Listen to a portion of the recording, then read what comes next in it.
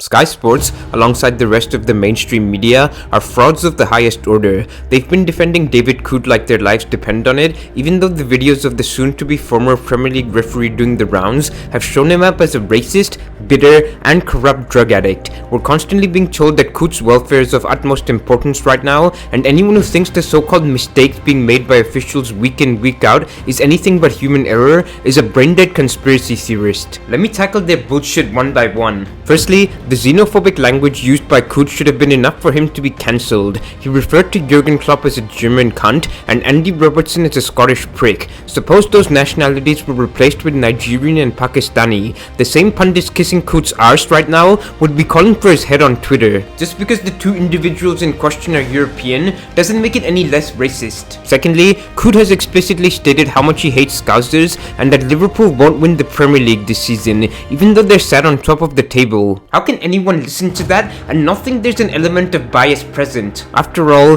he was the same referee that stood and watched as Pickford snapped Van Dijk's leg in half and didn't even get sent off, allowed Rashford's goal against Liverpool to stand even though Origi was clearly fouled in the build-up. I say that as a Man United fan who was at Old Trafford for that game, by the way, and let Odegaard play volleyball in his own box last season at Anfield when even Stevie Wonder would have pointed to the spot. On top of all this, he was filmed snorting white powder while on VAR duty at Euro 2024 and organising a drugs party during Tottenham's 2-1 victory over Man City in the League Cup last month. Why should we as fans be expected to turn a blind eye towards someone so unprofessional, yet trust him with a multi-million-dollar product? The whole thing is a complete piss take, only made worse by the fact that Sky Sports are in bed with the Premier League. The former have recently secured the broadcast rights for the latter until 2029, and because of this, no one is allowed to say anything that might undermine the product in any shape or form while live on air, which is why the so-called man of the people in Gary Neville doesn't call out the pgmol the way he does players not pulling their weight on the pitch. Thankfully,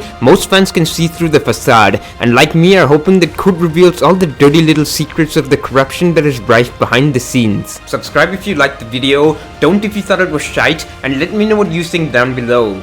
Peace.